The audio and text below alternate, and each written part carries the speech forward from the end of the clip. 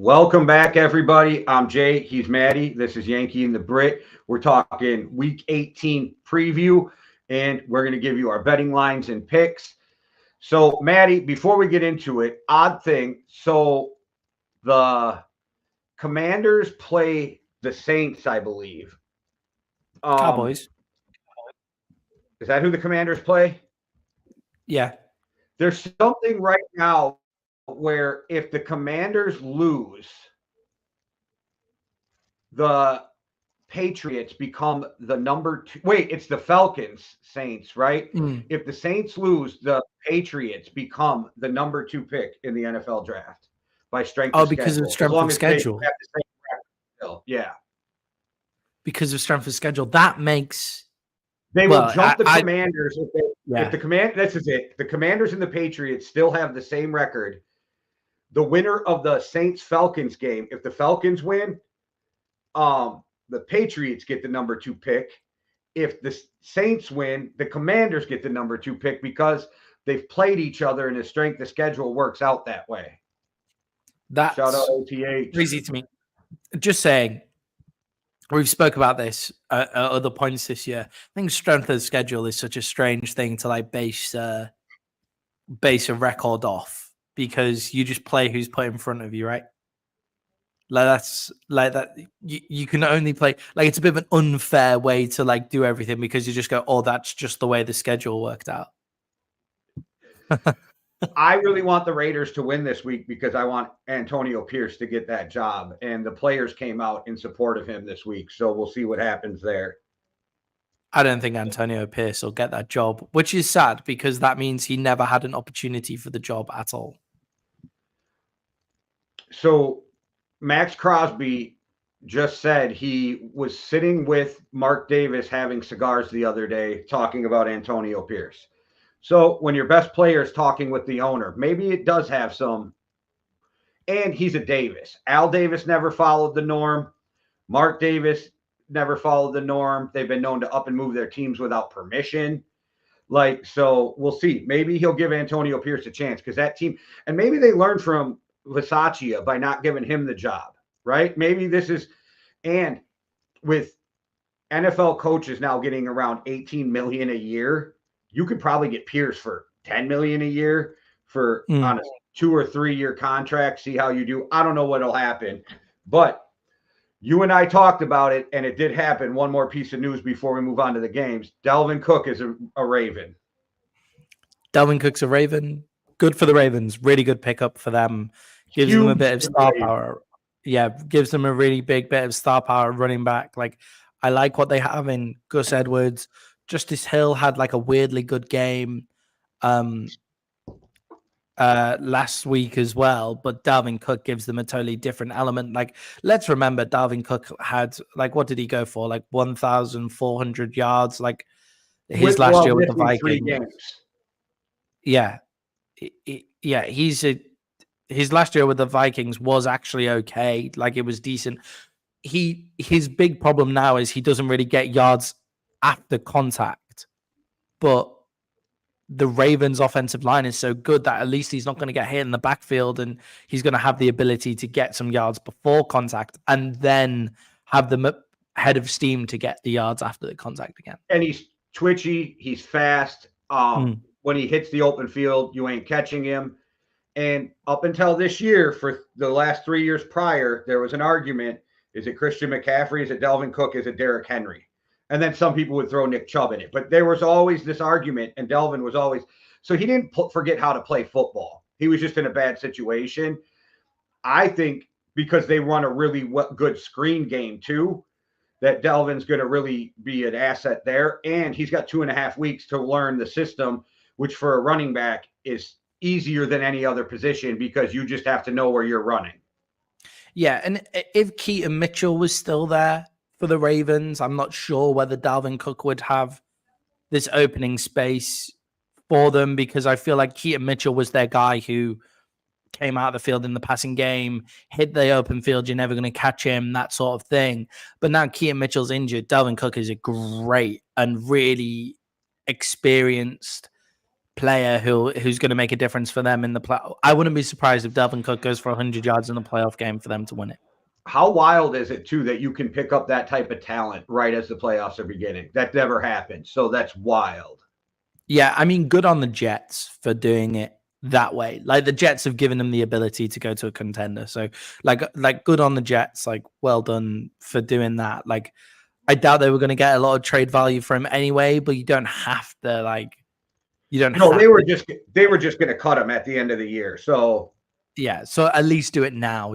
Like rather than having to wait around and we know they didn't cut him to save $200 and some $1,000. That's not in a billion. Like in the world of billionaires, they did it as a gift more than treating a veteran player decently, which I think will actually help them in free agency.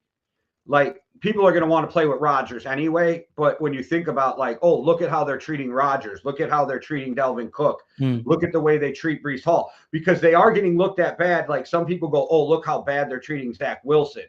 Well, this will help right that for the people with the bad taste in their mouth. I think the only mistake they made with Zach Wilson is whoever made it public that he didn't want to go back and start for them really fucking fucked him over by making him look bad, which because I don't blame him for going, why the fuck would I go back in after you benched me 3 times and I'm getting killed on every play? Yeah, like we said it at the time, like I wouldn't want to go back and play for the Jets. Like right now, like their offensive line is a total shambles. They don't really have anything to play for. Their defense is now like not leaky, but like they're in Cabo now, aren't they? Like they've been on the field so much. If you go look at the time that they were on the field, it's like almost 2-1 to their offense. They're probably like, what more can we do? And the more bites you give another team at the apple, they're all professionals. Sooner or later, you're going to get burned. I don't care how good of a defense you are.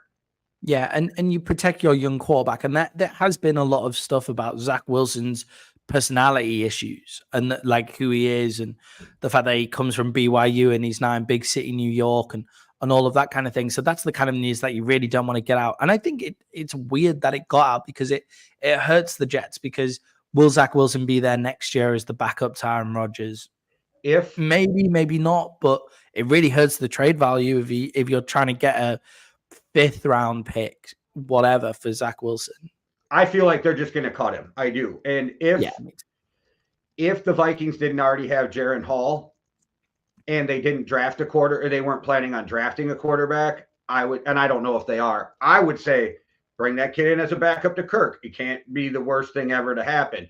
But now with Jaren Hall, I'm like, well, I don't want Zach Wilson because fuck, it's kind of like the Sam Darnold thing. Like, I'd like to see that guy play with an offensive-minded top head coach just to see what he is. Yeah, I'd love to see Zach Wilson in like behind a quarterback who doesn't often get injured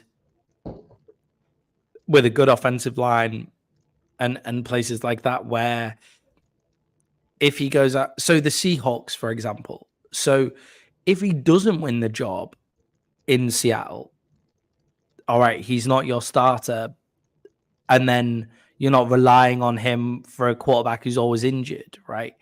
Like Geno, not often injured. Like you're not worrying too much about it. Or go back up CJ Stroud because that's Shanahan's offensive coordinator is over there now. It's kind of San Francisco of the South, and if he gets hurt, you can scheme people open for him, that kind of thing, where if he had to play.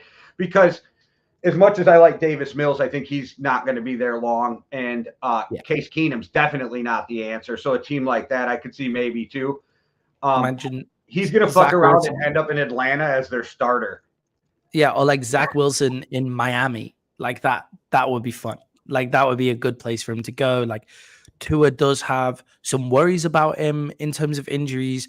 I wouldn't want him to be like the guy I'm relying on, but I know we're going to win enough games with Tua that it's not going to be down to Zach Wilson to get me into the playoffs. I would like to see how he thrives in an offense with a Mike McDaniel and all of those weapons too. It would be neat to see how well, because I've said this a ton of times and I think you agree, a team can ruin a quarterback before they ever get a chance to prove what they are. And the Jets were just not the most opportune place for him to Yeah, go. I think the Jets have done it twice now. Like the Jets have done it to Sam Darnold and they've done it to Zach Wilson. I know you're not a big believer in Sam Darnold, but Sam Darnold's current NFL teams have been the New York Jets and the Carolina Panthers. He played better at the Panthers than he did at the Jets, Yeah. which that was a shit show too. So Yeah. I really wanted to see him play with all the starters, which isn't going to happen. But that's what I really wanted to see with Sam Darnold, play with all those weapons down there and see what he really is.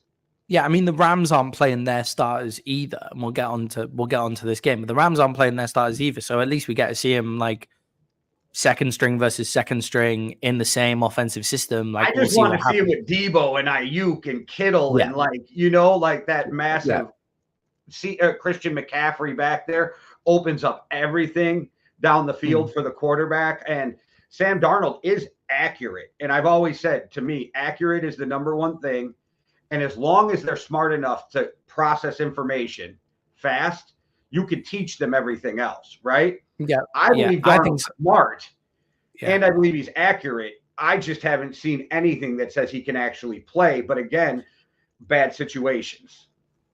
I think Sam Darnold's an interesting quarterback for a lot of teams. So Denver, like what are they going to do now that Russell Wilson isn't going to be there? Because do they have a high enough draft pick?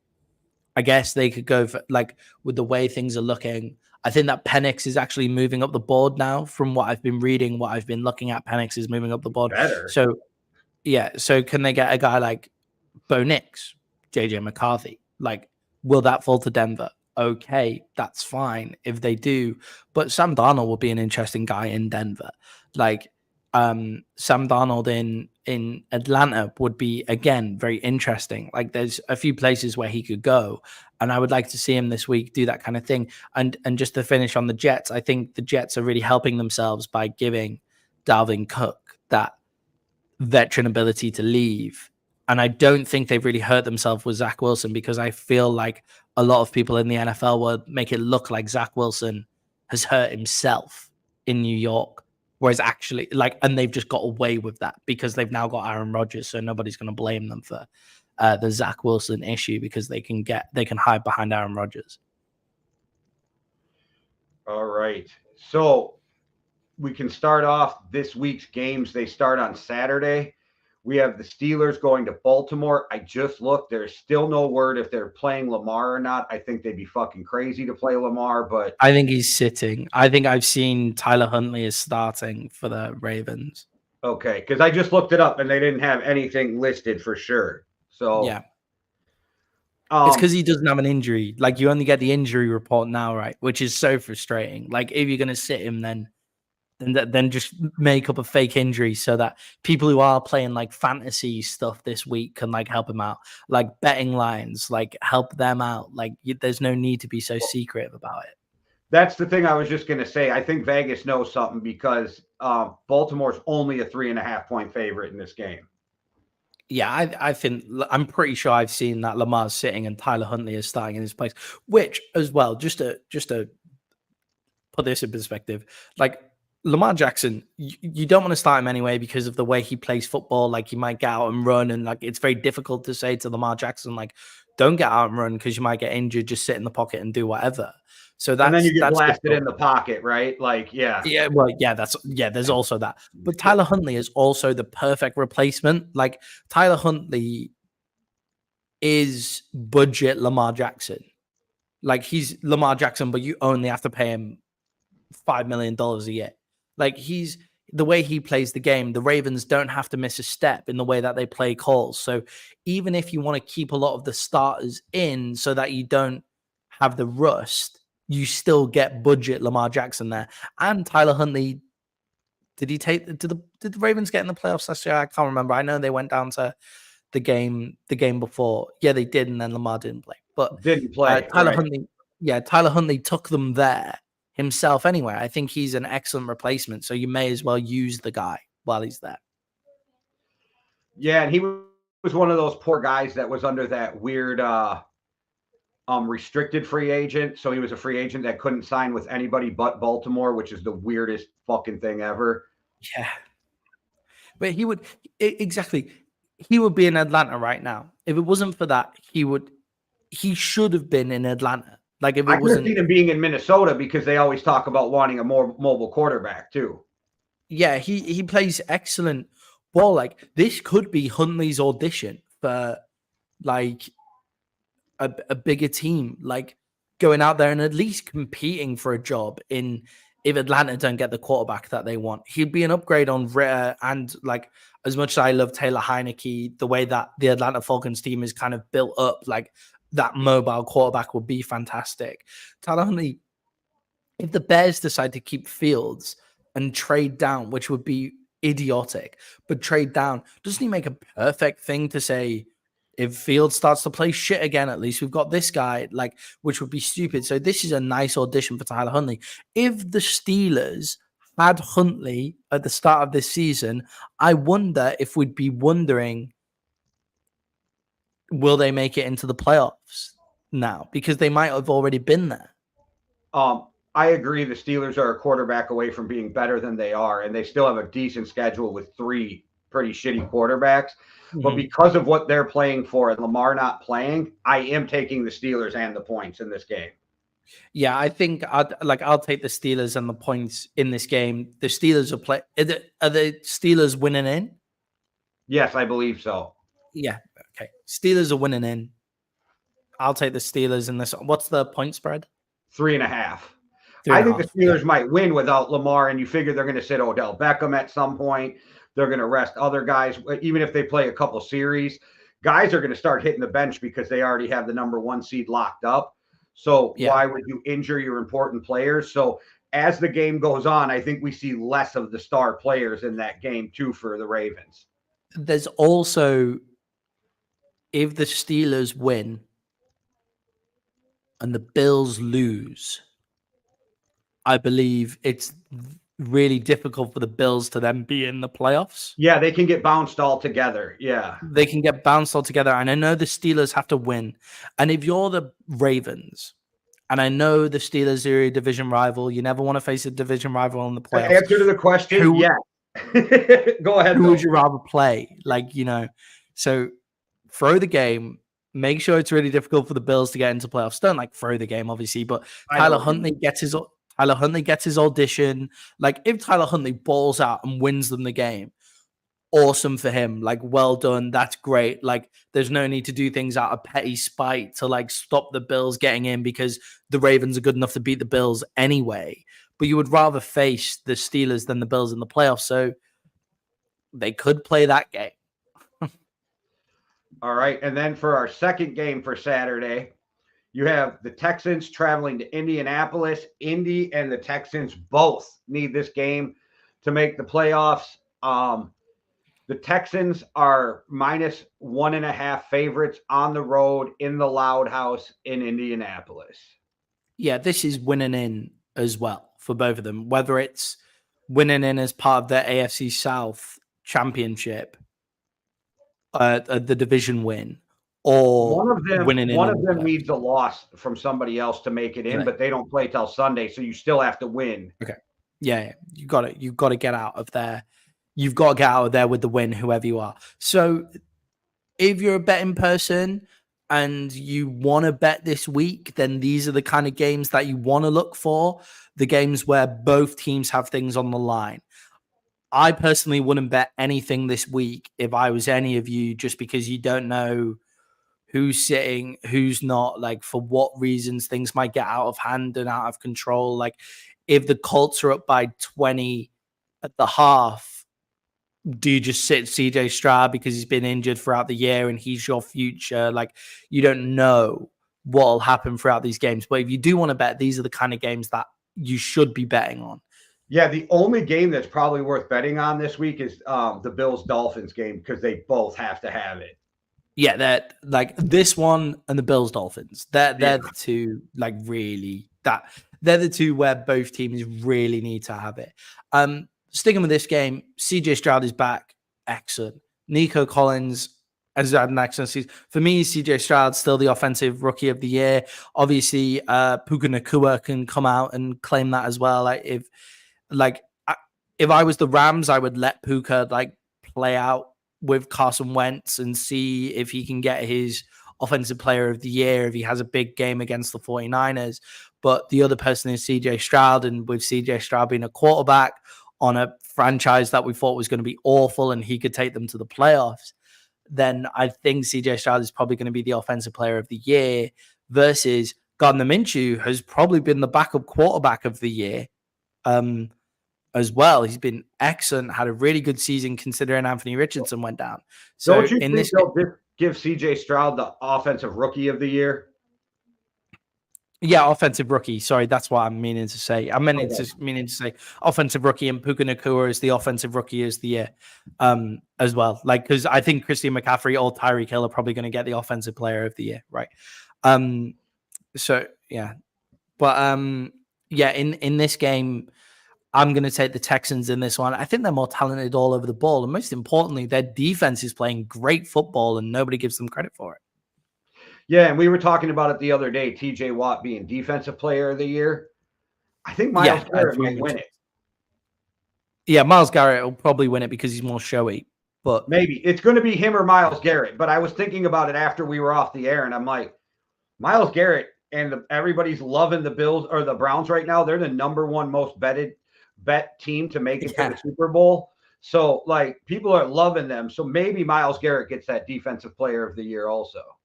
Yeah, definitely. Yeah, definitely. Do you reckon the Colts this year would have had more wins with Anthony Richardson?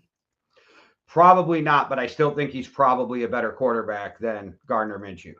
Yeah, I agree. I think it's better for the process if Anthony Richardson was there and they lost more games, because at least you get the experience to experience the snaps with Anthony Richardson. He impressed the fuck out of me. Yeah. He showed his obvious limitations, but I feel like his obvious limitations came with an experience rather than an ability. Which is, yeah. Oh, go. Sorry. It's kind of the same thing as Justin Fields, where like when he was first in the year, you're like, is this an experience or is it an ability? And now 2-3 years in with Justin Fields, you're like, okay, it's an ability. But with Anthony Richardson, at least you still have the question of, is it because he has the ability to do it. He is way more accurate than I gave him credit for coming out of college too. Like he really impressed me. I think there's some things he's got to learn. He's got to learn when to get down. He's got to learn because he didn't take off in bad spots. It was getting down that got him fucking blown up a few times. He's got to learn to get down, but he played better from the pocket than I thought he could, because I dunked on that guy in the draft process, and it looks like I might have to eat my words on Anthony Richardson. Yeah, he showed enough like big time throw ability. Read a defense well. Yeah, in like certain spots, like obviously he also had some fucking horrible throws where he looked awful, but first few games in the NFL, he went down too. Yeah, first few games in the NFL, didn't really play loads at college either. Like Anthony Richardson looks great. It's a shame that the Colts haven't been able to view him. But Gardner Minshew should be a starting quarterback for an NFL team next year, in my personal opinion. Well, look at that. I thought Maddie thought every quarterback was a backup potential. Oh, well, you know, I think Gardner Minshew will either end up as a backup and a contender or be a starting quarterback for like a bridge quarterback for everybody. I think we're agreeing on this, but we'll see I'll let you speak for yourself. But I'm taking the Texans minus the 1.5. Yeah, I'm taking the Texans minus the 1.5 as well. All right. So the game that decides the number 2 overall pick in the NFL, you have the Atlanta Falcons playing the New Orleans Saints. Saints still have a shot at the playoffs if Tampa loses to Carolina, which I don't think will happen. But and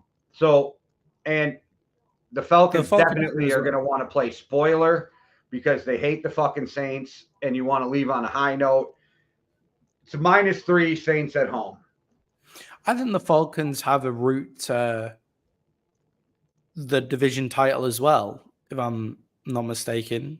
I think both. Yeah, they have to win. Tampa has to lose, and I don't know. I think that gets them into the playoffs. I'm not sure it wins them. This year is the most confusing playoffs though, because there's so many teams stacked right on the outskirts of who can get in and who's out. Yeah, I'm pretty sure the Falcons have the head-to-heads on the NFC South. I'm not 100% sure, but anyway, I'll go. So the Saints Falcons -3.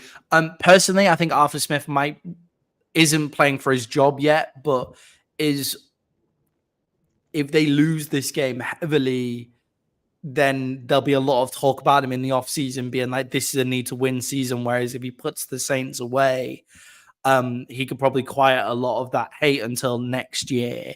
So I think Arthur Smith is going to have his guys ready to go. The Saints have been so disappointing this year. I'm not really sure what's happened with them, where Derek Carr, solid quarterback. Their roster is very solid. Should really be able to win the NFC South with obviously Mike Evans has had a great season with Baker Mayfield in Tampa, but should really be able to win the NFC South with this roster, and they haven't got it over the line. Dennis Allen needs to have, this is for me, two coaches that aren't going to get fired at the end of this year, but will have questions about them going into the start of next year. So Dennis Allen needs this win. Arthur Smith needs this win. I'm going to take the Falcons at +3 in this one. All right, and I just looked it up. They need Tampa to lose, and they need to win this game, and then they can take the NFC South. But Vegas has them at a 17% chance of that happening. Yeah, well, the Bucks are way better than the Panthers, so yeah, and they're not the favorites in this game either. Give me the Saints -3. All right. I think the Saints are just a better team. And I think the Saints have their quarterback play can be, they've got a better quarterback in New Orleans. Yeah, I think the Saints have a more talented roster. I do like what Taylor Heineke gives the Falcons, because I think he gives them a bit of that like YOLO ball up to Kyle Pitts and Drake London, which is fun. Much better than Desmond Ritter, but in terms of actual results, I'm not sure how much better he makes them. I feel good with the +3 that the Falcons are getting. I'm not sure who's going to win. I feel good with the +3. So this says Heineke will go through pregame warmups on Sunday on his injured ankle to see if he can play. If it's Desmond Ritter, then I change my pick, but yeah. All right. Well, then about the game that's important, the next game, this is really important to the two teams we just talked about. Tampa Bay traveling to the Carolina Panthers. Tampa is favored by -4.5 in this game. The Panthers have had an atrocious season. They can't keep the quarterback upright, and their defense is on the field way too long. Plus, Baker Mayfield is on the verge of hitting some of his escalators. So he's on the verge of making like almost $1 million more by winning this game and finishing in the top 5. And then which will also put him in the top 10, which escalates $300,000 for each. Plus he's got another, maybe it's a touchdown bonus or something. He can hit almost $1 million extra in this game. I think Baker comes out on fire. So I'm pretty surprised at this point. Sorry. I was just going to say, I'll definitely take the Buccaneers in this game. Yeah, I'm pretty surprised that the Buccaneers are this low of a point spread against the Panthers. Could the Panthers say do it for the coach, like final game of their interim coach? Like, sure, great, like whatever. Bryce Young has shown signs of Bryce Young has shown signs of life in the past few weeks, so that's really positive for them. But this Tampa Bay defense is solid enough, and Baker Mayfield and Mike Evans have got a great connection. This could be one of Mike Evans's best seasons actually in the NFL. It's the first time he's going to be in the top. He's going to lead any category for wide receivers in the NFL, and that's touchdown catches. Mike Evans will lead that category by the end of the season. Like, there's not much catching him up, which is crazy when you think of Mike Evans as a guy who's had many, like multiple, I can't remember how many it is in a year, 1,000-yard seasons. So Mike Evans having a great year, showing his capabilities. Chris Godwin has finally come to the party. The offensive line is starting to get better. They have more than enough to beat the Panthers by -4. So give me the Bucks in this one. All right. So we both got the Bucks. Moving on to the Jets at the Patriots. The Patriots actually need to lose this game. I don't know for the draft. I don't know if Bill plans on staying. Maybe, Bill plays some games. If he doesn't, then maybe he tries to win and give the Pats a fuck you out on the way out the door. I don't know. That conversation will be interesting to see how that works out with him and Robert Kraft. The Patriots are favored 2.5 at home. Yeah. I'm stuck because I'm just trying to decide who I want to win or who I'm picking to win, and I just don't know yet. I think for me personally, this has to be Bill's last game as a Patriots head coach. Like, if the Patriots are serious about actually being good, and that's not a slight on Bill, you just sometimes need a fresh voice in the building. Like, they definitely need new GM blood in. And is Bill Belichick going to let a GM come in there and run his team? I don't think so. So I think it's best if everybody parts ways. I think it's best for Bill as well, because there's so many teams that are looking for a coach right now. Like Bill Belichick in LA, Chicago, Carolina. He won't take Carolina, but the Commanders. Like, there's so many teams that he could go to and make a big difference there and kind of save his legacy almost.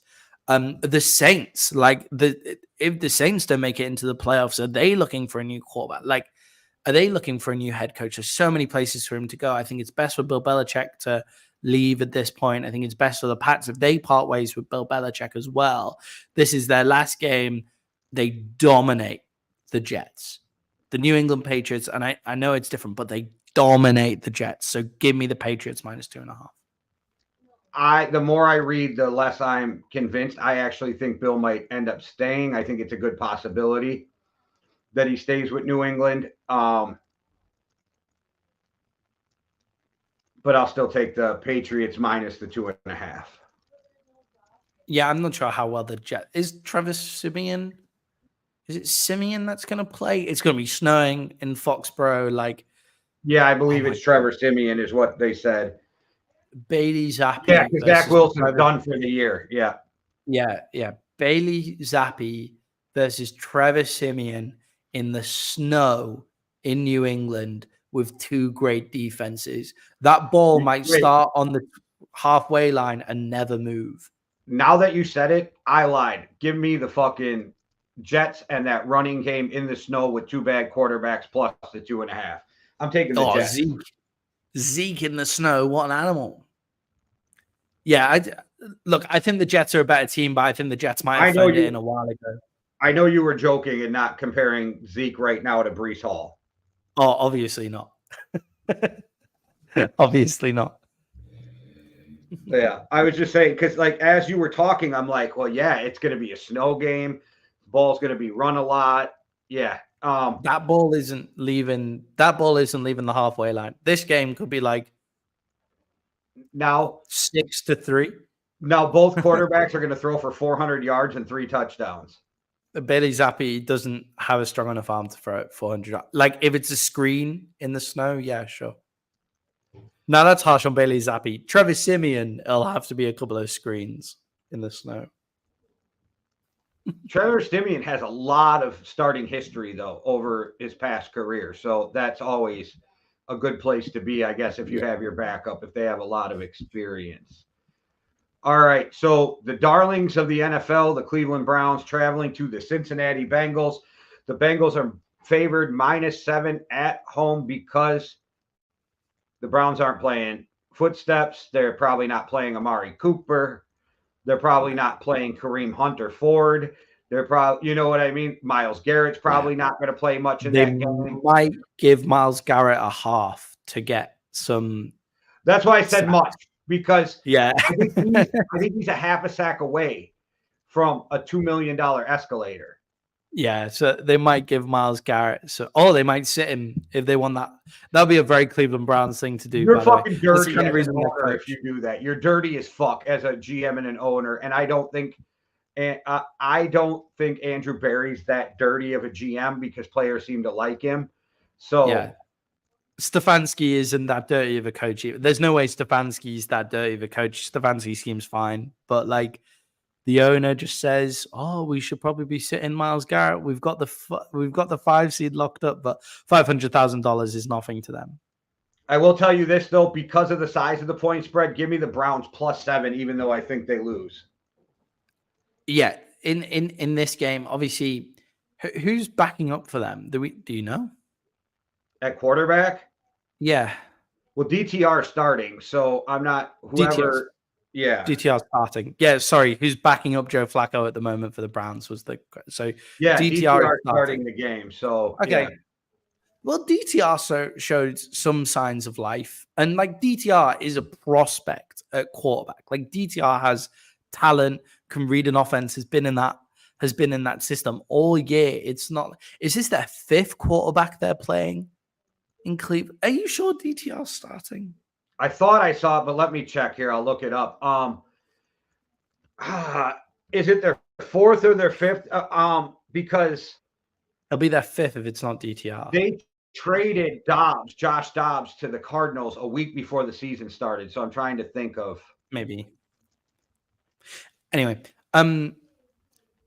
yeah, I could still see the Browns playing this very close, like because you can't sit the whole team.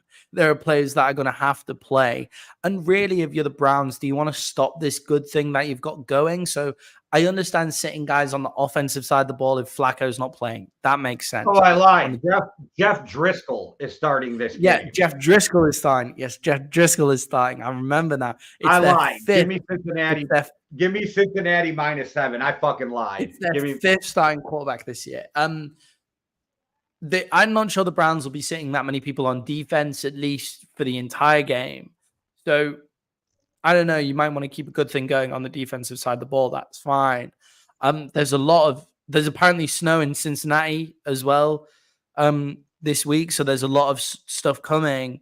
There's a lot of snow in that part of the US right now in the northeastern quadrant. I know that Ohio's the Midwest, but like apparently there's going to be snow in Cincinnati as well. So with that snow game, with the Browns defense probably playing hard ball, I'm going to take the Browns +7. Yeah, and it's not a bad call. Yes, they are considered Midwest, but they're actually closer to the East Coast than they are to us, and we're the Midwest. So like Ohio is like the like, oh yeah, is it really Midwest? Like, All right, so a game that is important for Jacksonville. We got the Jags traveling to the Titans. They're favored by -4. Trevor Lawrence is a game time decision. Is Will Levis playing? Is he a game time decision? No, Ryan Tannehill is starting. Yeah. I'm pretty sure I've seen that. But anyway, Ryan Tannehill's not a bad backup. Anyway, obviously at the start of the year. So yeah. What's gone wrong with the Jags this year, do you think? Like what's happened with them? They do this every year, so I'm not quite sure. Like they go through streaks where they look fucking amazing, and they go through streaks where you're like, I'm not even sure they're a good team. Yeah, because it's not the same as like the Eagles. Like, sorry to bring this to the Eagles and make it look like I'm just slagging them off, but the Eagles falling apart has a direct lineage to. You can see that fatigue is set in there. Like you can have a start date and an end date where you go, okay, I can understand where that has happened. But the Jags, I'm a bit like, there's no reason in your schedule for this to happen. There's no reason in your talent for this to happen. There's no reason in your coaching staff because we trust Doug Peterson. Like, there's no reason for that to happen. I trust Trevor Lawrence. Is it that Trevor Lawrence has been playing hurt these past few games? how big of a step? At what point does an injured Trevor Lawrence still remain better than a fully healthy CJ Beathard? Like, at what point does that happen? But most importantly, and worryingly for the playoffs, what's happened to the Jags' defensive side of the ball? Because the Jags' defensive side of the ball to start the year out were playing excellent football, and since then they've not been getting gashed at any point or destroyed, but they can't control the game at any rate, which is really strange for them. And as you say, I'm not really sure what I can put my finger on with the Jags, because there's a few reasons with teams like the Eagles. There's other teams that I'm blanking on right now that have had similar, like the Cowboys, for example. The Cowboys losses recently, because the Cowboys have lost 2 out of their last 3 games as well. Like, I can put that down to the defense is not playing as well. We can see that teams have figured out how to play the Cowboys defense, but I can't put my finger on it with the Jags at all. So I'm really not sure what to think about them. And with that, I'm going to take the Titans in this game, because I think that the Jags have either just run out of steam or they're just bottling it at this point of the season. I'm taking the Jags -4. I don't trust Ryan Tannehill. I've never been a fan of Ryan Tannehill. Mm-hmm. And I have a suspicion that they are moving on this next year. They will have a new head coach. I think everything's falling apart in Tennessee right now. And the only bright spot they got going for them is sitting on the bench injured in Will Levis. Yeah. I also think it's more Vrabel might be moving on rather than the Titans moving on, strangely. Which obviously means both are, but yeah. All right. Well, Minnesota Vikings traveling to the Detroit Lions. The Lions are having a banner hanging ceremony before the game because they haven't won. They've never won the NFC North. This is a wild. That's terrible. If you go back to when it was the NFC Central, Tampa Bay has a win in our division sent early or before the Lions. Like, the Lions haven't won since before Tampa Bay won the division. That's how wild that is. They're going to have a ceremony, but the Vikings have 10 people listed as not starting this next week. I think they are in the closet with the idea that they're throwing this game without letting it be completely known that they're throwing this game. And I think give me the Lions minus the 3.5 because they're really pissed off at what happened still too. Yeah, of course. And part of this now adds into the fact that I do think Dan Campbell is acting like a bit of a petulant child about the whole thing.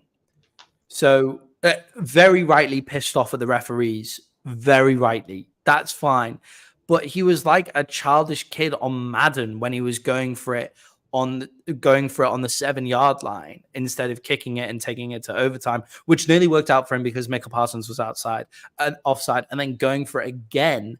And now he's playing his entire team when there's no move proceeding here. Like, there's nothing that can happen proceeding for the Lions as far as I'm aware, because even if the Cowboys lose, the Cowboys still have their head-to-head, and I'm pretty sure the Eagles have strength of schedule against them as well. So I'm not really sure how much can do for seeding, but he still wants to play his whole team. And I get that Dan Campbell is like, his philosophy is like play hard every game and do this and do that. But if they lose Amon-Ra St. Brown, for example, in this game, if they lose anybody in their offensive line in this game, and then the fact that they're having a banner hanging ceremony before going to the playoffs, that's insane. To have your banner hanging ceremony first week back in the new season.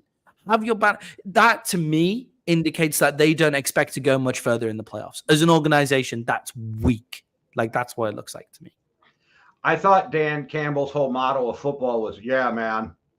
Yeah, man. Let's bite some kneecaps, man. Yeah, man. I think that's his whole football philosophy. Yeah, man. Yeah. Like, I think he's unfairly portrayed as a total meathead. Like, he clearly knows some element of coaching football, but I think they've just made an excellent roster, and he is the motivator kind of guy. Like, I know he knows at some points what the fuck he's doing, but just about this whole refereeing call, I feel like he's acting like a bit of a the coach is meant to be level, you know, like most coaches are level, and like feel free to be pissed off, have the whole world against you mentality. That's fine, but it's looking like it might hurt you a little bit if you continue to do that. And the banner hanging ceremony is ridiculous. However, they're playing their whole team. The Vikings should throw this game and look like they're doing everything that they can to try and throw this game for draft purposes. And they're being pissed off. And the point spread is really low. Give me the Lions in this game 100%. Yeah, I'm taking the Lions also in the game. Yeah. So one question. I'm sure Dan Campbell's going to get votes for head coach of the year. Who do you think should be head coach? Do you think he deserves that, or do you think it should be somebody else? Who have you got for coach of the year? DeMeco Ryans. No, I mean, what has Dan Campbell done? That was what the for what was. Like, for what? Like, what is he? Yeah, that's what I think. I'm not really sure what he brings to the Lions apart from like psyching them up. And I'm like, I'm cool, like great, that's awesome. But that's what that security guard in Philly does. That's what the crowd are meant to do. Like your players shouldn't need Big Dom, yeah, that's his name. Your players shouldn't need like only to be motivated. You should bring something else to the team. And like I'm sure he does, like behind the scenes. But DeMeco Ryans has his team playing excellently. Kevin Stefanski with 4 quarterbacks has won is it 10 or 11? He's got double-digit wins, Kevin Stefanski, like with 4 quarterbacks this year, including a total hamstringing quarterback contract that's been put upon him and stuff like that. Like Kevin Stefanski for me could have coach of the year as well. Yeah, well, that hamstringing contract, they added a bunch of void years to at the beginning of this year to make up room. So that thing's going to actually eat them up in a couple years. They're going to have a lot of problems with that coming up because they moved a bunch of money to get Zadarius Smith and other players signed. I think Joe Flacco is more of the reason that they're winning than Stefanski, and that's not just hating on Stefanski, but I think DeMeco Ryans, rookie coach, doing this with a shitty team, like they were shitty when he took over. You know what I mean? They made the right moves. I think that DeMeco Ryans should be coach of the year, and I forget the GM's name. I fucking make fun of him all the time too from the Texans. Oh, the ex-New England guy. Yeah. I actually think he should be executive of the year. Yeah, it begins with S. Yeah, I like the call, especially if the Texans end up winning the AFC South, right? Because if we're right and our picks are right, the Texans win the AFC South. But just putting that out there. So that would be crazy as well. I think Sean McVay has gone very under the radar as well this year, doing a great job with the Rams team that we all thought would still be in rebuilding and stuff this year. Making his rookies look amazing. He just won it 2 years ago, though, so I don't think they won't give it to him again. Yeah, they won't give it to him again. But DeMeco Ryans is probably the right pick. Yeah. All right, so the next game is the Seattle Seahawks traveling to the Arizona Cardinals. The Seahawks are -3 in this game. They need to win for the playoffs. It's an upset. Cardinals beat them. And the Cardinals go into the offseason on a win, and the Seattle Seahawks miss the playoffs completely. Does Kyler Murray need to win this game and play well to keep his job, or do you think Kyler Murray already has his job in Arizona? Yeah, I think he's been playing well coming off the injury, like even in the losses. And it's his first. I mean, like the guy's literally been in this system for 4 games or whatever it is, and it's a new system. He's playing well. I think Kyler Murray's problem was, and I truly believe this because a lot came out about his contract and him playing video games. I think it was a lot to do with, film study. And I think we see a more mature Kyler Murray moving forward because he does not seem like an egotistical maniac to me. He doesn't seem like a douchebag. You don't hear a lot of stuff. So I think he just needed to grow up a little. And I think he needed to realize, like Johnny Manziel, except he did it, your athleticism is not going to get you through in the NFL. And I think he realizes that. He buckled down. I think it's going to be real different with him moving forward. And I know another reason I think they're going to keep him is because it's been reported that the Vikings, after Kirk went down, and other teams reached out to see what it would take to get Kyler Murray. They didn't necessarily, because the Vikings, like said, we went over every option, long-term, short-term, whatever, because Kirk is 35. I know they reached out to him. Does not sound like the Cardinals were even interested in coming off of him at all. And Atlanta reached out earlier in the year too. Yeah. I think and so many mobile quarterbacks again linked to Atlanta. Basically, if you can run, even if you can't really throw, you get linked to Atlanta. But Kyler Murray is fantastic to watch as well in like an organization that doesn't have a big history of winning. Plays in Phoenix, which I hear is a fantastic city, but not a huge market. I was just there in March. It's beautiful. Yeah, not a huge market, though. It is really the largest growing city in the fastest growing city in the United States. Yeah, fastest growing, but still not huge market. Like not a lot of football routes and media routes like set up there in Arizona. Having a guy like Kyler Murray behind center, behind your offensive line, is going to put bums in seats and is going to sell you tickets. And he's fantastic to watch. And his ability, like he makes some stupid fucking decisions. Like that pick 6 against the Eagles was horrific, but sometimes he just makes plays that makes you go, wow. Like, and no matter how shit your wide receiver weapons are, no matter how terrible you call a play, Kyler Murray can sometimes just get you out of that. And he's doing that after coming off a torn ACL. Like, he looks great. Kyler Murray's the quarterback of the Arizona Cardinals. Plus, you've already paid him all the money anyway. So, like, you may as well keep him there. He was drafted by an inept front office and an inept head coach at that time. So, I think Cliff Crane's pretty horrendous. Yeah, and I forget the GM, the bald guy, who drafted Rosen and then Kyler Murray back-to-back years with the first overall pick. I don't hate Kyler Murray, so like I definitely think he stays. It's going to be hard to upgrade from him unless you want to like completely start over with a rookie, and then you still don't always know what you got. Not the grass isn't always greener. Whereas I've seen enough of Justin Fields where I would be happy to move on, even though the Bears are now talking about keeping him and drafting a quarterback is the rumor. We'll see if that happens. I have to ask, though, because you made the bum comment, did you ever grow up watching Saturday Night Live? No, we don't really have that in the UK. They used to have a skit on there where they would have him talk in a British accent and call you a dirty bum looker. So you just made me laugh when you said put bums in the seat, because I just pictured that skit of dirty bum looker. With this game, I do think Kyler Murray plays a big impact on there, but I do like the Seahawks secondary compared to the weapons that are on the Cardinals is pretty shut down as far as I look at.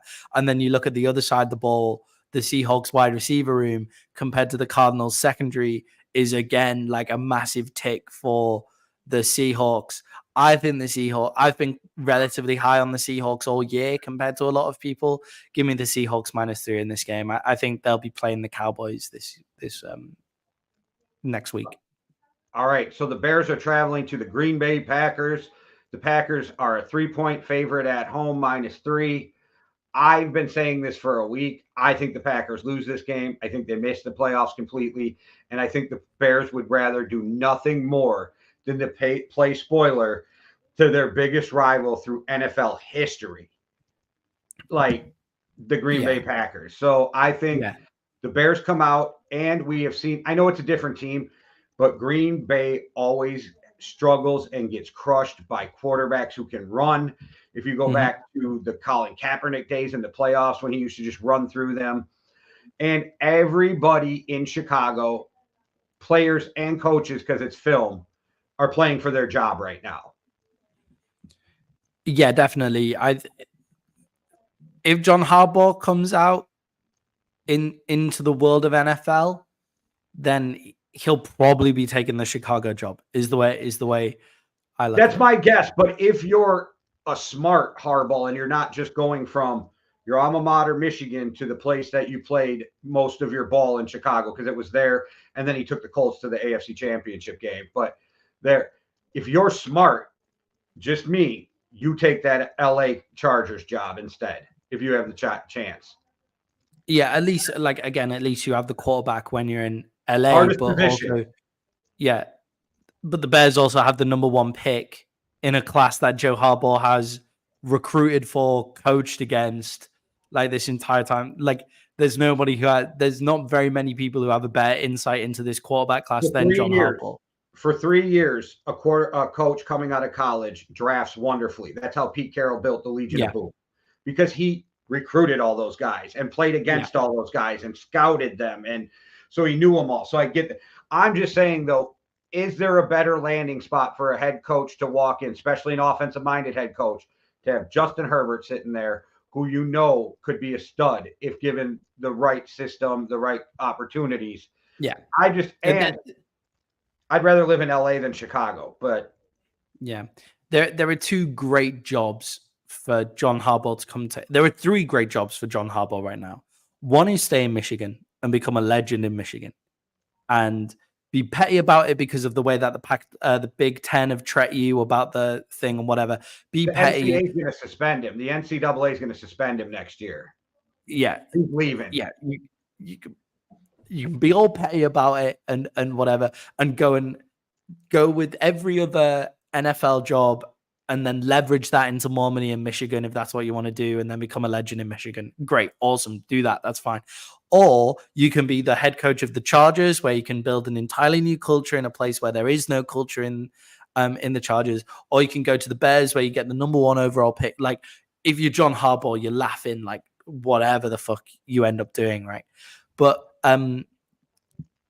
so with the current Bears team, you're right. Everybody's playing for their job, and their defense has also looked fucking brilliant since Sweat got there. We were both wrong on Sweat. We admitted that in the last podcast. We were both wrong. I want to say I don't think we were wrong on Sweat. We were wrong on Sweat on the Bears, because we did praise how good Sweat could be. We just didn't think he'd be good on the Bears. Yeah, it was like the process of giving up a first-round pick when you're the Bears, when you have so many holes to fill for a veteran D end, was my like, what are you doing? Is he really worth that first? Like, you can get somebody in the draft, whatever. But he has changed life for that Chicago Bears defense. This Chicago Bears team are a totally different Chicago Bears team than played the Packers earlier in the season. Justin Fields, although like it was a second round pick. Sorry. Still, anyway. Still, right. Point still stands. Anyway, Justin Fields, who may not be your quarterback of the future, is playing probably some of the best football of Justin Fields' career right now. Like, which I send you that Colin Cowherd thing, by the way, just to show you that we sometimes agree with Colin Cowherd. I didn't get a chance to watch it. My bad. I was writing articles this week. That's okay. That's okay. I've never agreed with him more than right now, which is sad to admit to. But he basically said that if the best stretch of your career is what Justin Fields' stats are right now, you're a mediocre quarterback, which is basically what I've been saying all year, where I've gone like, yes, Justin Fields is playing well, but this is the best play of his entire career. And I was a Justin Fields fan when he came out. And stuff like that. So he's still mediocre, but he's playing the best football of his career. But most importantly, the Packers' defense is horrific. Like the Packers' situational defense is awful. So give me the Bears in this one, money line. Nice. I wish I still had that Justin Fields stat loaded. I'd have thrown that up. That 32. All right. But 30 seconds. I wonder where he is this year. So moving on to teams that are both sitting players, you have the LA Rams going to the San Francisco 49ers. The Rams could give a fuck less about their seating. They want to rest Stafford. Good for them. The 49ers are -4 at home. I'm taking the 49ers minus the 4, because even with Sam Darnold, I have more faith in the talent on the 49ers than I do on the Rams. I'm guessing if they sit Stafford, they're not going to play Aaron Donald a ton.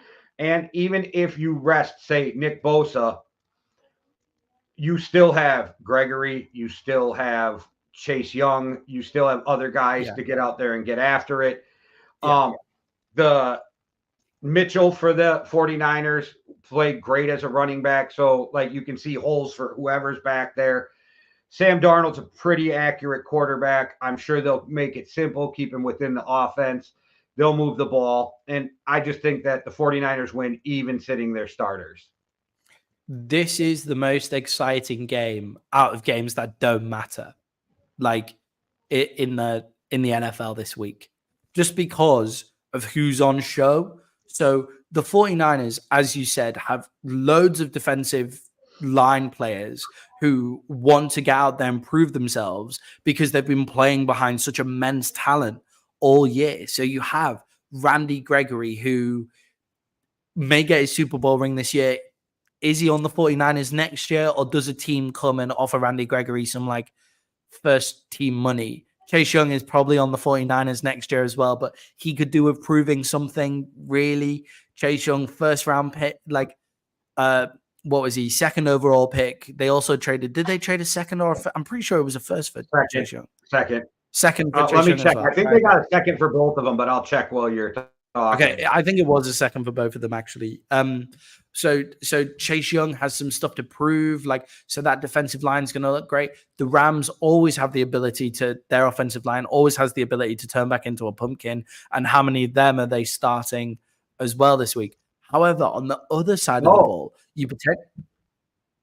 they gave up a special compensatory third round pick.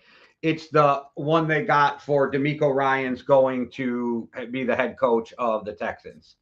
The Commanders got absolutely fucking hosed in both of those trades. Like, that's unbelievable. On the Rams side of the ball, on the offensive side of the ball, you have Carson Wentz is starting for the LA Rams. Like, Matthew Stafford replacement, Carson Wentz, not a bad fit, really, for replacing Matthew Stafford, Carson Wentz, in my personal opinion. Quite excited to watch Sam Darnold against Carson Wentz. And on top of that, you also have Puka Nacua potentially going for Rookie Offensive Player of the Year. Kyren Williams. Puka Nacua has a shot at breaking the single-season rookie receiving record, too. You play Puka there, don't you? You probably sit Kyren Williams, but they also have plenty of running back talent behind him as well. Good rookie running back talent as well. So it's a really interesting game. It's going to be a really interesting game to watch. Two of the best coaches in the NFL as well, going off against each other with both of their second string teams. I'll take the Rams +4 in this one, because I think the Rams will end up playing more of their starters than the 49ers as well. All right. Well, we have the Dallas Cowboys traveling to the Washington Commanders. The point spread is fucking -13 is what the Cowboys are favored by. I think the Cowboys know they have to win this game to keep their second seed. The Commanders already did their 1-2-3 Cancun. They already know their coach is fired. I don't think they have anything to play for. They have nobody left on the defense to step up and even try to get pressure on the Cowboys. I think the Cowboys have eaten a lot of shit too, because I even wrote an article for Overtime Hustling magazine on how the Cowboys got gifted. So everybody's piling on. So go over to overtimehustling.com and you can check out some of the stuff I've been writing for them. It's been a lot of fun. But I'm taking the Cowboys -13. Wow. I think this point spread is crazy, because if the Cowboys are up by 20, then we sit Dak Prescott, which means you hopefully get to see Trey Lance in this offense, which could be quite fun. And I just think your running game will be able to keep the ball, like the chains moving against them, even if they do rest Dak, even if you do rest CeeDee Lamb. And you got Gallup, you got fucking Cooks.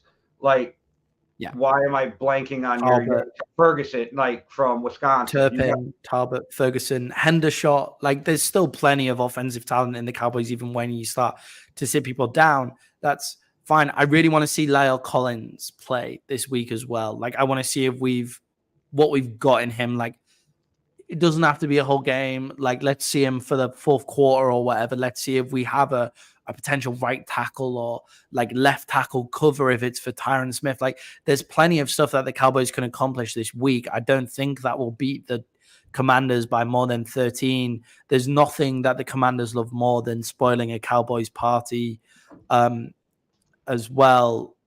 I don't think we'll beat them by 13 because I think we'll start sitting players. I think we'll see Trey Lance probably this week. So again, a game that I wouldn't ever bet on. Don't put bets on this game. If you want to.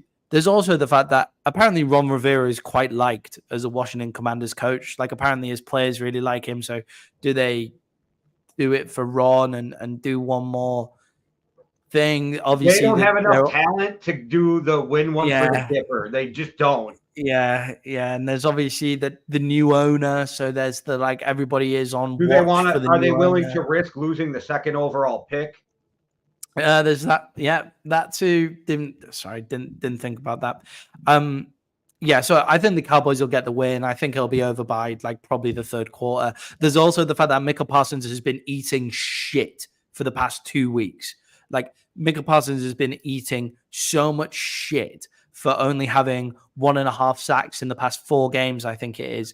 But like, he has so many pressures and so many holds against him, like throughout that. I don't think it's fair on Micah Parsons to do that. So I think Micah Parsons, whoever's dropping back, I'm pretty sure it's Sam Howell dropping back for the Commanders this year, for the Commanders this game, because Jacoby Brissett did his hamstring or something. That I think Micah Parsons is going to live in Sam Howell's nightmares. Like, afterwards, I just would never bet on minus 13, especially when I think we'll start sitting players. So are you taking the Commanders? Cowboys to win. Give me the Commanders minus 13, plus 13. We both picked against our teams, by the way, just for the record. All right, so you got the Chiefs. This blows me away. You got the Chiefs traveling to LA Chargers. Mm-hmm. Chargers are favored by 3.5 at home. People are really shitting on the Chiefs, you know, like Patrick Mahomes, they have to play, right? The Chiefs have to play. Yeah, they could. Okay, so Chiefs without wide receivers, Rice, Tony, and then quarterback Snead. Okay. Kelsey doesn't know if he's going to play on. That was an hour ago. Kelsey said he doesn't know if he's going to play. And I'm checking with Patty Mahomes.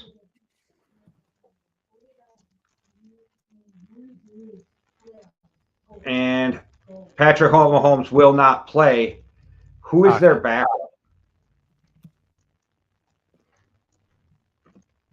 I don't know off the top of my head because it used to Blaine Gabbert. Blaine Gabbert plays. I'm taking the Chiefs. And I'm taking the Chiefs plus 3.5 because Blaine Gabbert is better than what the Chargers are sending out there. Easton Stick of the Chargers. Right. I feel like I've been very harsh on Easton Stick since he came for the Chargers, because what weapons does he actually have? He has Quentin Johnston, who is one-trick pony, whose trick has now been totally stopped and has made no effect in the NFL. So he has Quentin Johnston. Awesome. But that's all he's got. And then the rest is what Justin Herbert couldn't win games with. That's what Easton Stick has.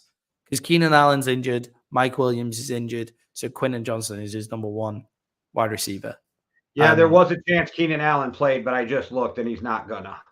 There's no point. There's no point if you're the Chargers in playing anybody either. Yeah, I think this is. I didn't know if he was going to retire, and if he was going to retire, I could have seen him playing the last game. That was why, because he's really old. But I guess he's not going to retire. He played well enough this year. He's like, I think. Right, but if you're going to retire, you want to play that last game. That was kind of just my thought. Why I was wondering. Yeah, he plays well enough this year to not retire. Until his injury, he was wide receiver 4 in fantasy football points. It's just pretty crazy to think about with Keenan Allen at whatever age he is now. Sorry. 31. So the Chargers, the Chiefs don't really have anything to play for. They've locked up the division because the Raiders lost last week. But the Chiefs' defense is excellent. and they're going to wail on Eastern Stick. So give me the Chiefs in this one. Yeah, and I don't think they'll play Pacheco a ton, but that guy runs like he's angry at the fucking ground. Yeah, typewriter. Like his legs look like a typewriter when he runs. It's fantastic. He looks like he is stomping on the ground with every step, like he is angry. Like the ground just talks shit about his mother. Yeah, he's Isaiah Pacheco is awesome. When he first came into the league, I was like, he was fucking great. Like I was furious when Hef took him in fantasy football because I was the pick behind him. I was absolutely furious because I love Isaiah Pacheco. I think he's brilliant. All right, we got the Denver Broncos traveling to the Las Vegas Raiders. The Raiders are favored by 3 at home. I'm going out on, well, it's not even out on a limb, but I'm going right off the bat. Give me the Raiders. This is the win one for the Gipper game. This is the one where the Raiders get up. They put a beat down on their division rival to try to get Antonio Pierce that head coaching job. They fucking love the man. They want him to stay there. You and I, like we said earlier, we don't know what'll happen. But this is one of those win one for the Gipper games, and I think they go out and just put a beating on the Broncos. And I don't care what anybody says. I never thought I would say this, but the way Sean Payton has handled this year, I wouldn't be shocked if he lost some of those players in that locker room. If he did, they'll be gone in the offseason. But the way he did Russell Wilson, and you don't even have to be a fan of Russell Wilson to go, that was some dirty shit. Because even ex-players are coming out and going, if you want to bench him, bench him. But don't do this dirty scumbag shit where you're going to come and change my contract and all that other shit. And I don't know about you. I do know about you because I get you agree with me. Ain't not one of us adjusting that fucking contract. Like, fuck you if I'm going to risk getting hurt and then not get my extra $37 million. Yeah. Like, not a fucking chance. So he's definitely gone after this year. I don't think he's tradable. So I think they have to cut him because I don't think it's on him that he's not tradable. Nobody's going to want that fucking contract. And the only way you kill that contract is by getting cut. So I think you got some players that might not be happy and have already checked out for the Denver Broncos. I think it's an ass whipping that's coming. Denver able to make it into the playoffs because I'm pretty sure they're not because of the way that games fell for them last week. Yeah. So neither of these teams out of it. This is a total wet squib. Like this total game. Explain that. Damp squib, is that what it's called? It basically means it's like there's no point in this game. What the fuck is a squib?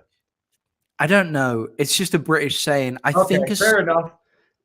I have known before because it happens in the Premier League, like towards the end of the year, where everybody just said, "Oh, there's a damp squib" or whatever. Anyway. Is it a quill? Like, you know, the pen that you write with the ink, and when that's damp, you can't write with it? Maybe. Don't know. Anyway. Okay, but it's funny because the only time I've ever heard the word squib is when it comes to a squib kick in the NFL. So I wasn't sure on what. Yeah. Okay. Anyway, British thing. Don't know what for. Looking at this game and the way that he's handled Russell Wilson. If Russell Wilson had no options next year, okay, change your contract around, like whatever. If Denver had been elite and like everybody says the wide receiver room in Denver is so great, but I'm not really sure what has Jerry Jeudy shown since he made it to the NFL. Colin Sutton is a big body guy, but what's he shown? It's not a great wide receiver core. It's big names, so it confuses the casual fan. Yeah, so it's not bad. It's by no means bad. If you took CeeDee Lamb and Amon-Ra St. Brown and AJ Brown, like those kind of guys, if you put a number one receiver in there, yes, yeah, any of those guys, you go, yeah, fucking what a great wide receiver room you have right there. But you have a load of guys that like. Put it this way: the Vikings reached out and a couple other teams for Jerry Jeudy, and nobody was willing to give up a third-round pick for him in the offseason.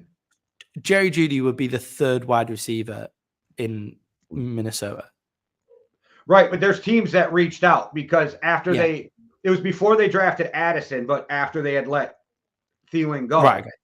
So Okay, they that makes reached sense. out, but nobody was even, they were willing to let him go for a third. And there was a bunch Yeah. of teams who called and nobody was even willing to give up a third. Yeah, like that's great. Like that's who, like Jerry Judy is who people cite, and like they obviously say Colin Sutton as well. Colin Sutton has the body of a number one wide receiver, and the hands at points. He made probably the greatest catch in the NFL this year. He But plays that's like also an on. average tight end is what blows me away. Yeah, yeah, he's not fast enough to beat anybody down the field. He doesn't play big body a lot of the time either. So if the Broncos are giving him all of this in a great wide receiver room, and the the offensive line was solid, you go, okay, like I'll work with you. Do you know what he is? He's a knockoff of fuck, the name just slipped my head. I just had it too. The guy I was giving you shit about in Atlanta. Drake London. Yeah, he's Drake if London. you order Drake London off of Wish, that's what you got. You got Courtland Yeah, Sutton. yeah. You get Drake London. You get already washed up. No, not washed up. That's harsh. You get too big a contract, too big a name, Drake London. That's what you get when you get Colin It's what Sutton. happens when you order him off of Drake London off Wish. Yeah. You get Drake London without the rookie upside. That's what you get. Not rookie, but rookie deal upside and stuff. Right. Yeah, definitely. Yeah, so if they gave him all of that, then okay, I redo my contract. That's fine. But they haven't given him all of that. So why would he redo his contract? And Russell Wilson at large points has kind of held up his end of the bargain, I think, in Denver. Like, he's not the reason that they've lost some of these. I can't put my finger on a game that Denver lost because of Russell Wilson. You know what I mean? Like, not a good team. They're just, their defense fell off. Yeah. And it's getting old. If you look at the big names on their defense, they're getting old. His receivers aren't that good. The running game didn't exist. Yeah. At the start of the year, the defense was probably one of the worst in the NFL. In the middle of the year, it was very solid. At the end of the year, it's fallen off again. Denver haven't given anything to Russell Wilson here, and Sean Payton clearly doesn't like Russell Wilson, and that's fine. Like, he doesn't gel with the quarterback, but you don't deal with it in this way. Correct. You don't, like, this 2 week, like, you don't bench him for 2 weeks when you still have a chance to make it into the playoffs. Like, if they benched him for this week, okay, but they still could have made it into the playoffs last week if they won. Like, it was ridiculous, and I think what's happened is Sean Payton has lost. I agree with you. Sean Payton has probably lost a few players for this season, but by the preseason next year, he'll have those players back again. They'll just have checked out and said, well, if you're sitting our number one quarterback for Stidham, then you clearly don't think we're going to make it to the playoffs. So what's the point? Give me who are they even playing again? Raiders. Yeah, give me the Raiders and give me the Raiders in this game as well. All right, so we got the Philadelphia Eagles traveling to the New York Giants. The Eagles are -5.5 favorites on the road against the Giants. I think this is the Eagles game. If they lose this game, then there's definitely some real issues in Philly. But I think they handily win this game. I think the Giants team has already packed it up starting at about week fucking 10.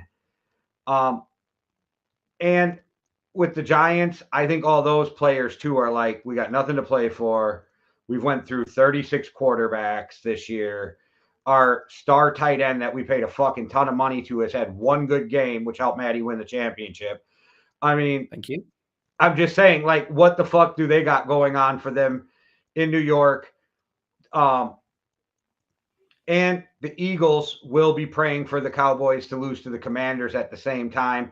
They need that game to get back up and win the division. I just don't see a path where the Eagles lose this game. I know it's the NFL and anything can happen, but give me the Eagles -5.5.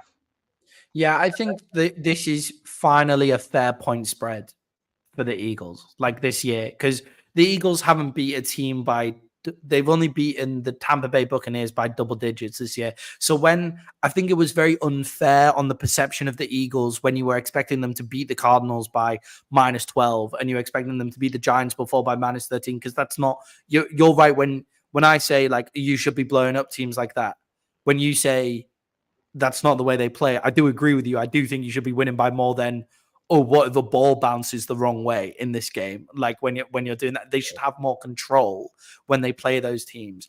But in the spread, they were getting really dirtily done, where it's like -13 for the Cardinals when that's not the way they play. -5.5 against this Giants team. This Eagles team isn't a team you want to play against if you're half-arsing it either. Like the only player with something to play for in this Giants team is Tyrod Taylor. And Tyrod Taylor looked decent against the Eagles when they played against each other, and he looked decent last week as well. So Tyrod Taylor has a few things to play for. Obviously, it's a divisional game. In the same way that the Commanders would love nothing more than to beat the Cowboys and be the reason that the Cowboys are the 5th seed, the Giants would also love nothing more than to beat the Eagles and make the Eagles the 5th seed as well. We all equally hate each other in the NFC East. I think everybody hates the Cowboys the most, but in the NFC East, but I think we all kind of dislike each other with great disdain in that division. So I'll take the Eagles at 5.5. I think this is their first fair point spread in like a couple of weeks.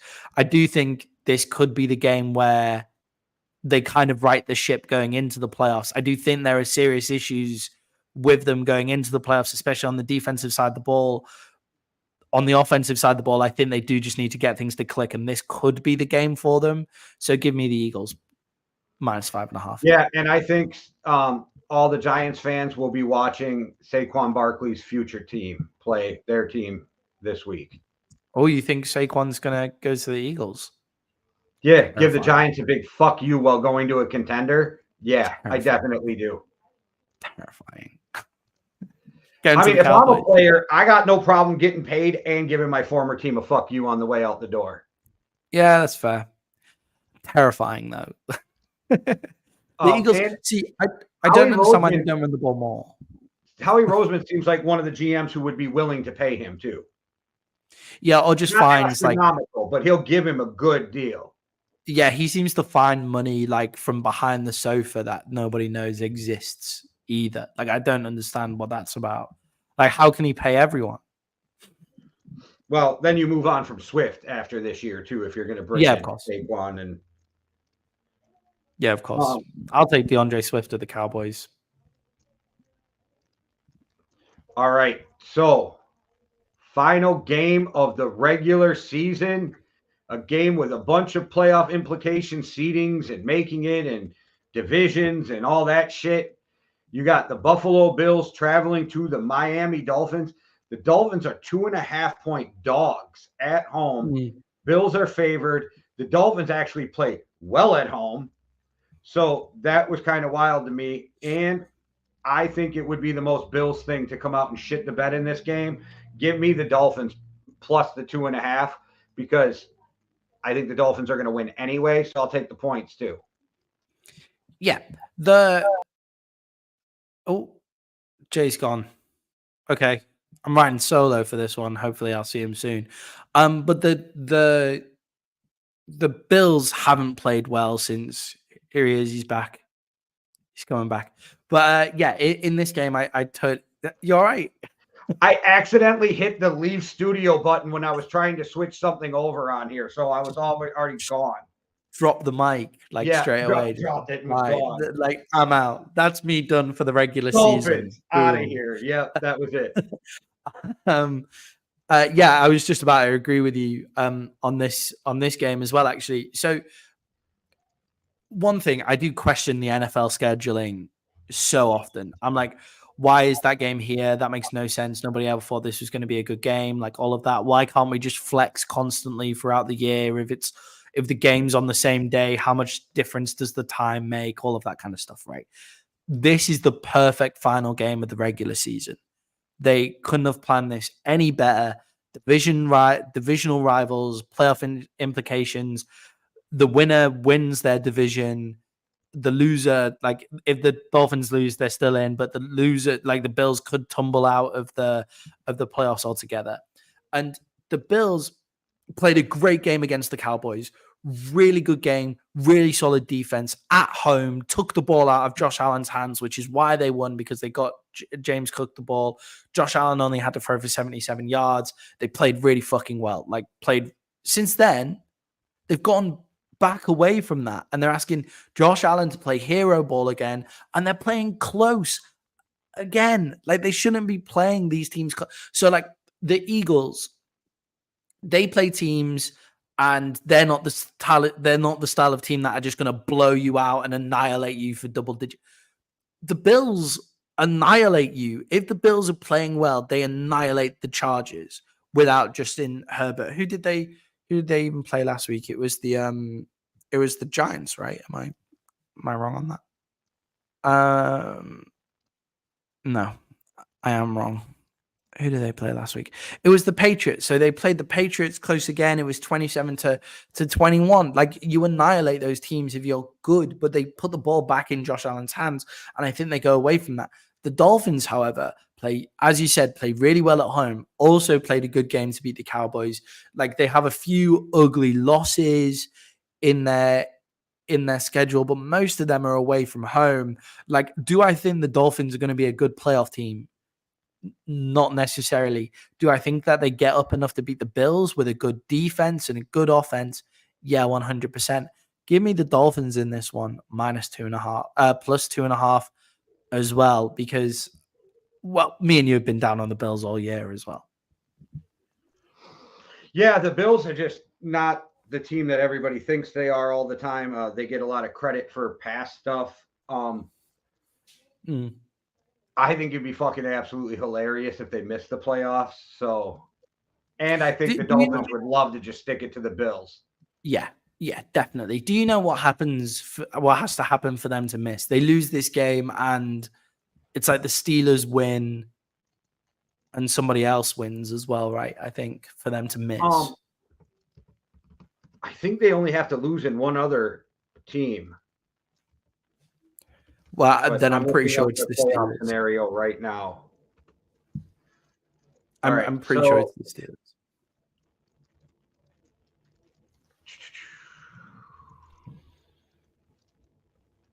Oh, I hit the wrong one. That would be the Bills site. I don't want their whole deal in front of it. So they would, if they lose, and they will be eliminated on the flip side. The Bills will be eliminated with a loss plus a win by both the Jags and the Steelers. Jags and Steelers. Those could both as happen. long as the Colts-Texan game but if the Colts-Texan game ends in a tie, the Bills are in. Oh, right. Okay. Well, that's not going to happen, but yeah. Yeah, so the Bills could realistically go out. We'll know by the time that they play if they are going to go out or stay in, obviously. But there's always something going to be on that game, because you could either be the 6th seed or the 2nd seed, depending on where you end up. Right, and you want to win your division and get that home game. So that's a big game either way for both teams. Still a big game either way. Yeah. All right, we made it through the final season the final week of the NFL season, which is wild to think that we're already here. Crazy. Yeah, been a very, very short season, but with a lot to talk about. A crazy season. Good fun. Yeah, the time just flies by though, right? Because I was amped for the draft and then just couldn't wait for the season to get here. That gap seems like it takes forever, and that gap between the end of the season and the draft takes forever for me. So it's weird how fast the season actually flies through. Yeah, I'm very excited for the draft this year because of the amount of quarterbacks and offensive talent that's waiting in the draft. I'm more excited for the draft in 2025, but that's just because it's here in Green Bay.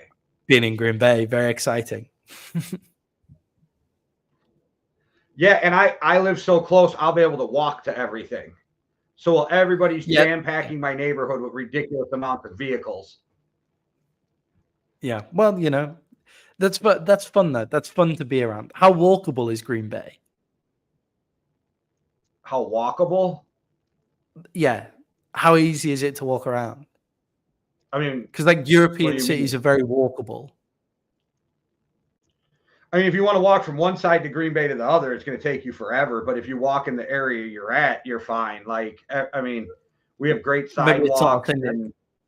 Yeah, maybe it's not a thing that really converts in the States. So like there's cities that are like there's certain cities that are just impossible to walk. I'm pretty sure like Houston, Texas has been voted one of the least walkable cities in the world and stuff like that. Where it's like, how easy is it for you to get around by foot and like the cars don't get in the way and those kind of things. But anyway, like we have great sidewalks and walking trails and all that shit, but we're so spread out. Like we're only 100,000 people, but to drive from one end of Green Bay to the other is literally going to take you 30 to 40 minutes. All right. Okay. That's not far. That's good.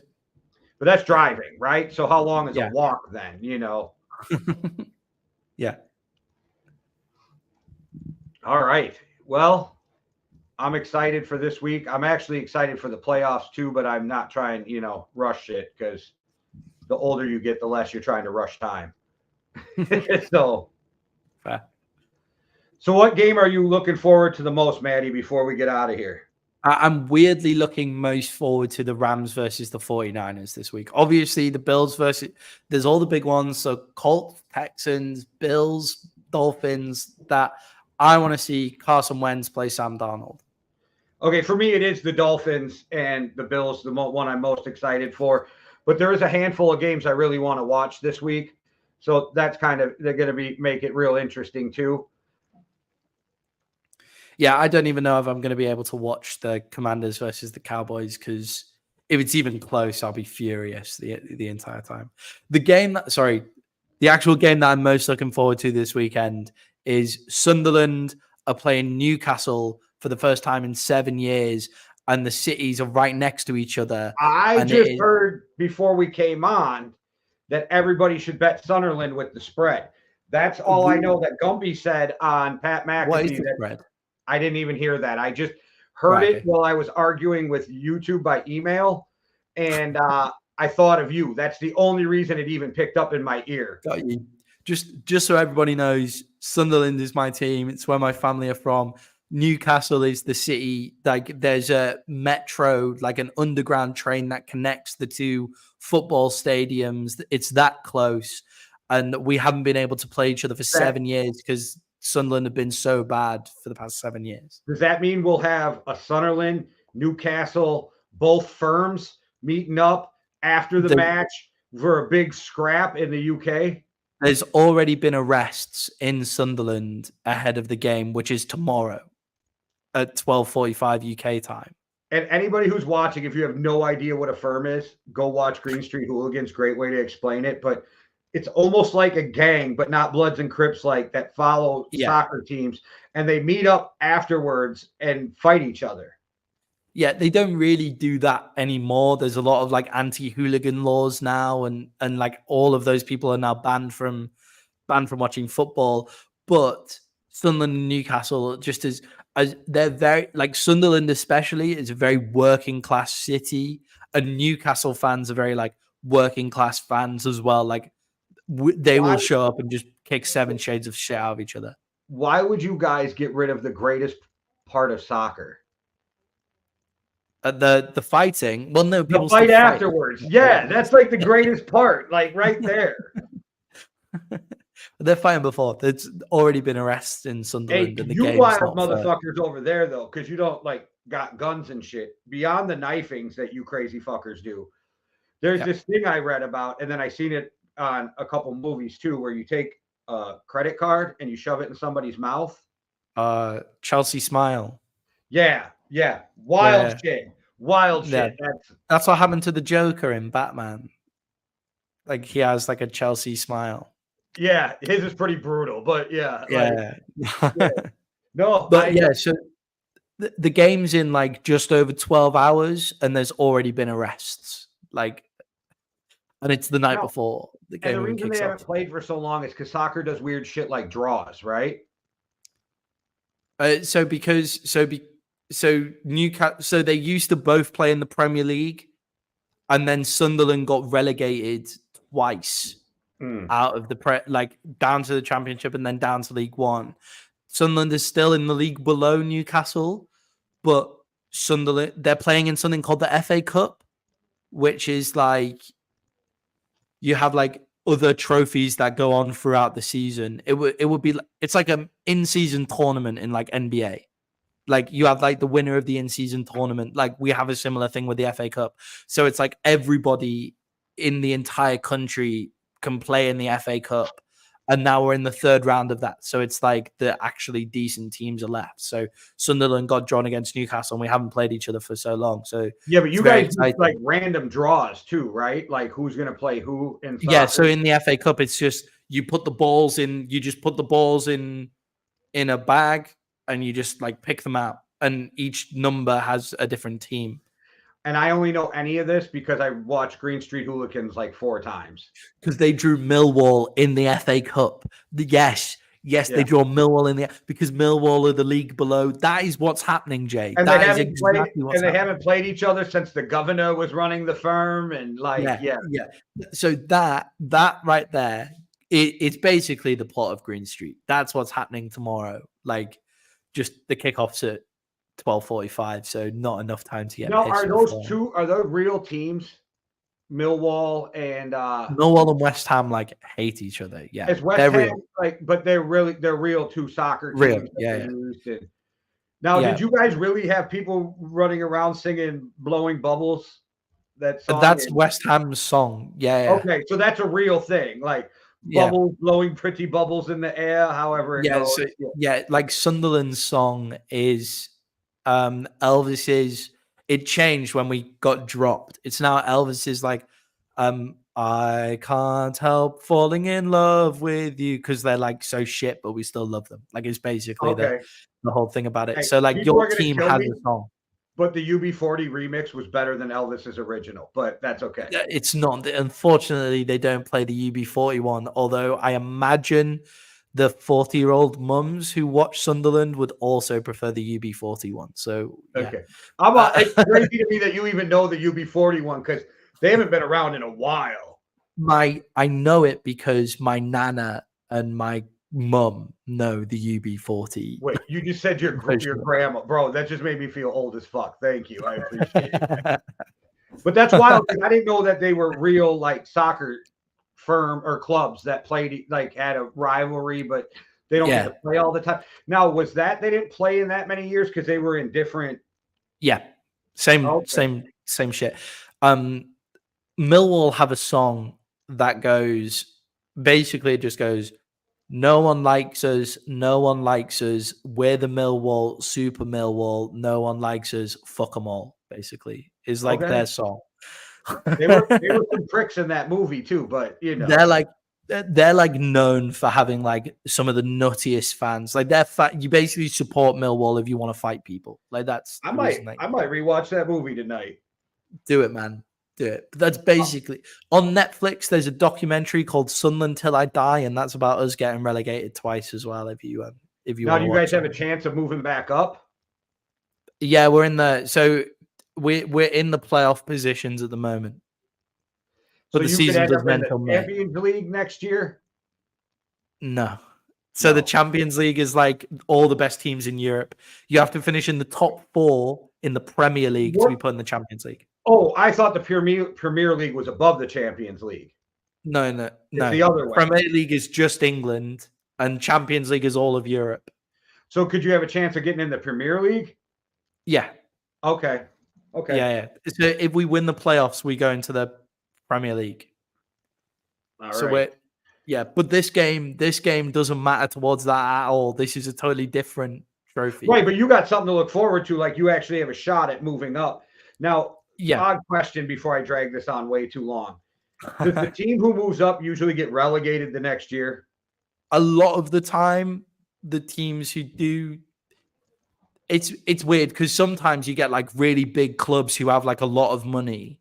Because like in football, there's like not a lot of spending cap. Like it's not like the NFL where everybody spends the same amount of money, right? Like, and Sunderland are a massive club. So Sunderland have like quite a lot of money, but in the lower leagues, you can't spend that much money because you can't return that money in TV, right? So you'll lose. And that's how so a lot of these big clubs, they get relegated to the Championship and then they try and buy their way back up, but they then go bust because they can't make the money back. And if you fail going up like 2-3 years in a row, but you've got to play all these players' contracts, you'll go bust, and then you get deducted points. So Sunderland, what they've done instead, have now got the youngest team in the league.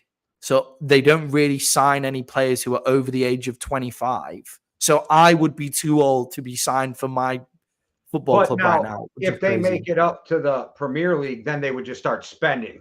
So if they make it up, then they'll go like, okay, we could have a pretty good go at this and buy a few like good players. But you don't want to spend too much, because then if you fail and get relegated again, then you're just in the same situation.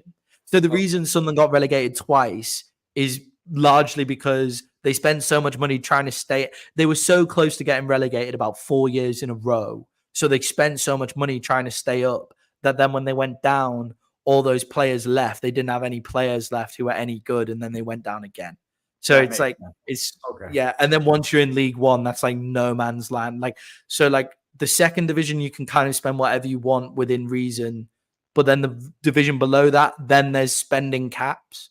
So like if you're a big club in there, it's so much harder to get out of. So a lot of the time these teams get relegated, but not. Is that partly so some billionaire doesn't come in and buy a team in League One and just ridiculously overpay people to come play for them?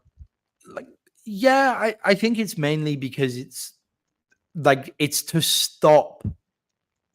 What happens in a lot with football clubs is people come and like they say that they're gonna come in and spend all this money, buy the football club. They say they'll spend all this money, and then when they realize, because like football clubs, they don't make you money. Like it's not like American football teams where like Jerry Jones. If I was a billionaire and I was in one of these lower leagues, I would back a fuckload of money up to like Ronaldo and all those dudes to try to get back up. Yeah, so you can't really do that. So a lot of these billionaires come in and they realize how quickly soccer, like European football, hemorrhages money. Like you lose money while you own a football team. Like obviously you gain against their asset of owning them and like the stadium and everything, but like you lose money like funding them because of the players' wages and just how football works. So even like then Chelsea and them lose money. Yeah, like everybody loses money. Like Man United, like you borrow it against debt and it's not like really losing money. Like if the owner of Chelsea sold Chelsea, he'd probably have made money than when he originally bought them, but not a lot. But like if you come into League One and you spend loads of money and then you realize how much you're hemorrhaging and then you go, okay, I can't do this anymore. But what you've done is then you've just completely, you've bought a load of players that the next owner can't then pay the wages of, which means you then get deducted points or your club gets. So my hometown, Darlington, we're in like League One and this owner came in, built them a brand new stadium and everything, but he's technically made his money through robbing banks. So like he was a bit of a dodgy guy. And he just ran off like with all the money, and then nobody could pay for this stadium. So then Darlington, like where I grew up, got relegated 7 leagues into like where the players aren't professionals anymore and that kind of thing. Like if you can't play your players and you get liquidated. Yeah, so the stadium then got bought out by the rugby club that I played for. So I've played rugby in like a 25,000 seater stadium, but with only like 50 people in it. That's awesome. That's fucking awesome. All right. Well, everybody, I hope you enjoy this week of football. I hope everybody's getting ready for the playoffs. If you're a wild gambler, then go out there and gamble. If you're more of a laid-back gambler, you might want to stay away from this week, or maybe go for some parlays instead, or like Sam Darnold over under 250 yards. Those might be the bets to make this week instead of betting the teams. But we'll be back next week. We will preview. Well, we'll go over what happened this week, but we'll be previewing the playoffs. So that'll be a good time. Thanks for watching. One world, one love. Deuces. Cheerio.